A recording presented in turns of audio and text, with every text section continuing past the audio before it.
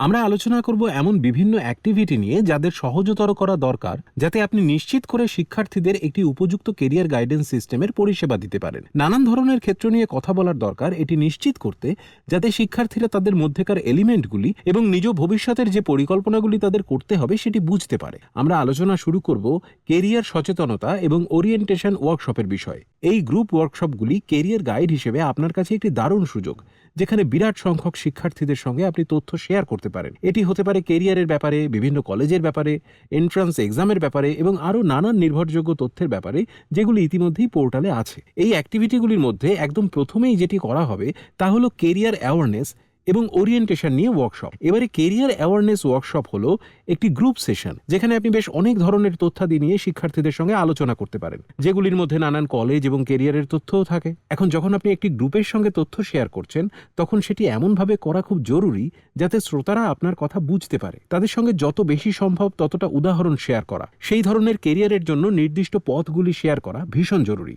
আমি কিভাবে ওখানে পৌঁছবো, কোন কোন সাবজেক্ট আমি নেব, কোন এন্ট্রান্স এক্সামের জন্য আমি তৈরি হব, কোন স্কলারশিপ আমাকে ওই কলেজে ঢুকতে সাহায্য করবে, এই সমস্ত প্রশ্নই শিক্ষার্থীদের জন্য বেশ প্রাসঙ্গিক। এবং অতি অবশ্যই কতটা খরচ আমি করতে পারবো এবং শুরুতে কত মাইনে আমি আশা করতে পারি, এই সমস্ত তথ্যই পোর্টালে দেওয়া আছে। কিন্তু আমাদের গ্রুপ সেশনে আলোচনার মাধ্যমে এগুলিকে উৎসাহ দিতে হবে, অথবা এসবের ভিতরটা অন্তত তলিয়ে দেখতে হবে। এখন একজন কেরিয়ার গাইড হিসেবে এই ওয়ার্কশপগুলি আপনাকে খুব কম সময়ের মধ্যে অনেক ধরনের কেরিয়ার সংক্রান্ত তথ্যাদি কভার করে নিতে দেয়। শিক্ষার্থীদের সামনে এমন কিছু কেরিয়ার সংক্রান্ত তথ্যের এক্সপোজার ঘটে, যেগুলির ক্ষেত্রে তারা হয়তো ব্যক্তিগতভাবে উৎসাহিত নয়, কিন্তু এগুলি জেনে তারা অন্যান্য অপশনের কথা অন্তত ভেবে দেখতে পারে। এবার এটি আপনাকে আলাদা আলাদা ক্লাসের শিক্ষার্থীদের জন্য আলাদা আলাদা ভাগে করতে হবে। ক্লাস 9 বা 10 ছাত্র বা ছাত্রীর নজর দেওয়া উচিত কোন বিষয়গুলি সে নেবে এবং সেগুলি কিভাবে তার কেরিয়ার চয়েসকে প্রভাবিত করবে। ক্লাস 11 এবং 12 শিক্ষার্থীরা চাইবে সেই সমস্ত কোর্স এবং কলেজের উপর নজর দিতে, যেখানে কিছু প্রোগ্রাম রয়েছে যাতে তারা নিজেদের স্বপ্নের কেরিয়ার অনুসরণ করতে পারে।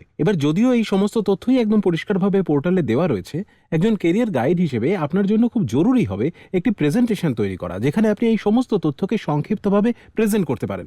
আপনাকে বিভিন্ন কেরিয়ার এবং কলেজ ফেয়ার তৈরি করতে হবে, যেখানে শিক্ষার্থীরা বিভিন্ন কলেজ এক্সপ্লোর করে দেখতে পারে, অ্যাডমিশনের ক্রাইটেরিয়া বুঝতে পারে, সেই কলেজের লোকজনদের সাথে কথা বলে বুঝতে পারে যে কলেজের সিস্টেমটা ঠিক কেমন। এবং সেই সঙ্গে কিছু ক্ষেত্রে কেরিয়ার ফেয়ার তৈরি করতে হতে পারে, যেখানে ক্লাস 11 এবং 12 শিক্ষার্থীরা অংশগ্রহণ করার যোগ্যতা লাভ করবে। এবার একটি নিয়মিত কেরিয়ার এবং কলেজ ফেয়ার তৈরি করার জন্য এবং নিয়মিত ইন্ডাস্ট্রি টক্সের জন্য একটি সিস্টেম তৈরি করার ক্ষেত্রে একজনকে প্রথমেই গড়ে তুলতে হবে একটি উপযুক্ত কেরিয়ার সেল অথবা একটি প্লেসমেন্ট সেল। এবার এই সমস্ত অ্যাক্টিভিটি কেরিয়ার গাইডেন্স ইন্টারভেনশন প্রক্রিয়াকে সহজতর এবং অনেকটা বেশি সিস্টেমেটিক করে দেয়। আসুন এবার নজর দেওয়া যাক সেই বিভিন্ন অ্যাক্টিভিটিগুলির উপর যা কেরিয়ার গাইডেন্স ইন্টারভেনশনের পিছনে চলে। ওয়ার্কশপ থেকে শুরু করে স্বতন্ত্র কাউন্সেলিং সেশন, ইন্ডাস্ট্রি টক্স এবং প্রফেশন টক্স, সঠিক প্লেসমেন্ট সেল এবং কেরিয়ার সেল উপস্থিত থাকা, শিক্ষার্থীদের, অভিভাবকদের, ম্যানেজমেন্টকে, স্কুল শিক্ষকদের, প্রশিক্ষক এবং কেরিয়ার গাইডেন্স কাউন্সিলরদের প্রতিনিধিত্ব করতে দেওয়া, এদের সকলেরই সেই কেরিয়ার সেলের অংশ হওয়া উচিত, যাতে করে শিক্ষার্থীরা যা শিখেছে সেটির সঙ্গে কানেক্ট করতে সক্ষম হয়,